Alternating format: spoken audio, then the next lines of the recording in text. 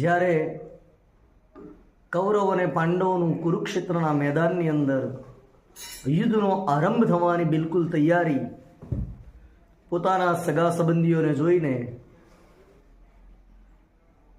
અર્જુનના મનમાં વિષાદ થયો અને કહેવા લાગ્યો, હે કેશવ, આ મારા જ પરિવારવાળોને હું મારી અને હું રાજ્ય કેમ કરીને ભોગવું? અર્જુને પોતાના હાથમાં રહેલા શસ્ત્ર નીચે મૂકી દીધા અને ત્યારે ભગવાન શ્રી કૃષ્ણએ બોલ્યા છે કે અર્જુન, આ યુદ્ધ તું નથી કરી રહ્યો, આ યુદ્ધ તારી ઈચ્છાથી નથી થતું, આ યુદ્ધ કેવલ અને કેવલ મારી ઈચ્છાથી થઈ ગયું છે. આ સંસારમાં કોઈ કોઈને મારી શકતું નથી, કોઈ કોઈને જીવડાવી શકતું નથી.